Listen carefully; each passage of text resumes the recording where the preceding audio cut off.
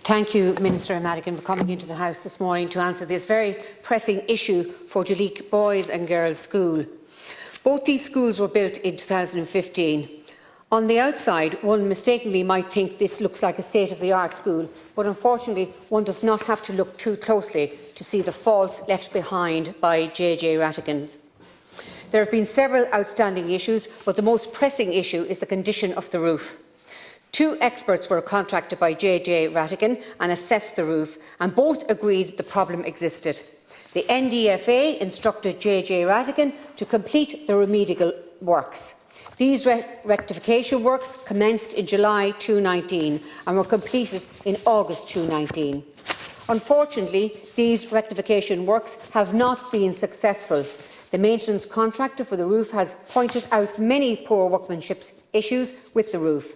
JJ Rattigan in July 2018 stated that an individual who is a consultant engineer and roof specialist will be appointed to monitor the rectification works for a period of 12 months from their completion. This never happened. That individual has not been to the school since this remedial works were carried out in August 2019. A representative from the NDFA has stated that due to COVID-19, the inspection by this individual cannot take place. Inspections could have taken place between August 2019 until mid-March 2020, but like so many others, COVID-19 has provided a great opportunity for hiding and doing as little as possible. The remedial works have failed and puddles of water on the floors of both schools continue to be a health and safety risk. I also want to draw your attention to the numerous other issues that also remained outstanding since 2015. A partition was never installed correctly. Despite numerous attempts to engage with the contractors who installed it, it remains in disrepair. This was to be an automated partition. The building management system does not work. This, as you know, monitors, supervises, controls and reports on smart building technology systems. This has been raised with the NDFA on numerous occasions. The heating system must be flushed by the school's maintenance contractor due to blockages in the system. With the current COVID-19 ventilation policies, the heat levels must be increased, but it is impossible to do that as some classrooms do not receive sufficient heat. The issues of the drinking water has been resolved last week, and I want to thank the Minister for that. The water tank leaked in early September 2020 and was inspected by the original contractor. It was fixed temporarily by the in-house school's contractors. No long-term solution has been presented by the original contractor. So, Minister Madigan, here we are in May 2021 with a state-of-the-art school in Duleek where remedial works have been made on the remedial works, and all these have failed. This is completely unacceptable in this day, that contractors who are paid quite handsomely for works can continue to walk away with poor workmanship and still get paid by the NDFA. The last resort, Minister, is that the schools apply for the emergency works funding to ensure that the school can operate safely. Can you give a commitment here today that monies will be made available for all these outstanding issues? Thank you, Minister. Senator Keogan, Minister. Thank you, Cathaoirleach. Thank you, Senator, and I want to thank you for raising this issue, and it gives me the opportunity to update you and the House on the current position regarding issues identified in Duleek Boys and Girls National School since their building project was completed in 2015. And since then, the school authorities in question have identified a number of issues with the completed works, which has been a cause of concern. And I know that some of them, Senator, you've mentioned yourself. The National Development Finance Agency, on behalf of and supported by officials within my department, has engaged with the school authorities and the contractor with the view to resolving these issues. There was a UK-based roofing expert who was appointed to investigate the roofing issues, and a programme of repair works was undertaken in 2019 with the roofing expert retained to assess if this programme of works was successful. However, issues persist with the roof, and unfortunately COVID restrictions have affected the completion of the roofing expert's assessment and recommendations. And the NDFA has been engaged with officials, I understand, in the department and the schools over the last number of months in order to expedite this process and the resolution of the roofing concerns. And I can inform the Senator that officials from the NDFA and the contractor have been on site, and the contractor is, I understand, currently finalising its rectification proposals for the current issues. Photographic surveys of the roof took place on the 3rd of March and indeed on the 12th of April to gather further information on the current condition of the roof, and this information has been made available to the schools.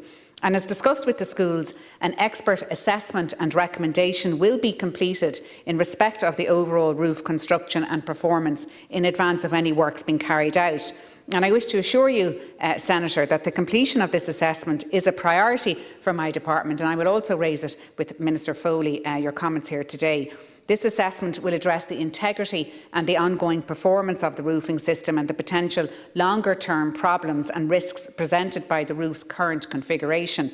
And the assessment must also present a robust solution and recommendations to resolve these potential longer-term problems for the lifetime of the roof. And in relation to the other issues raised by you, Senator, I can confirm that with the agreement of the Department and in consultation with the schools, investigation and rectification of these issues, I understand, has been commenced. And finally, the schools had raised a concern about their water supply. I'm glad that you've acknowledged that that has been rectified and that that has been addressed through the Department's emergency work scheme, and officials from the Department will be in further collaboration with the school in relation to any further issues in relation to that into the future. But I want to thank you, Senator, for raising the opportunity to inform the House of the position with respect to these two schools. And it's regrettable, I think, Senator, that some outstanding issues with the building project that was completed as recently as 2015 remain to be resolved.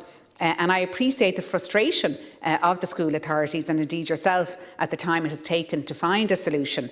However, I can assure the entire school community that the NDFA, which is supported by the Department, is making every effort to work with all the stakeholders to achieve a satisfactory resolution to the outstanding issues. Thank you, Minister, and I welcome the fact that you actually are going to work with the school, and I welcome Minister Foley's commitment, and hopefully I won't be back in here in September with issues remaining outstanding. So before I finish up, this weekend seen an announcement by Bishop Tom Deanhan on the changes that will be made to a lot of our parishes in County Meath. In Duleek, we will be losing Father John Conlon to St Mary's in Drogheda. He has been instrumental in improving our primary educational campuses in Duleek, Bellewstown, Cushinstown and Mount Hanover. Father John has worked tirelessly on this issue regarding the remedial works.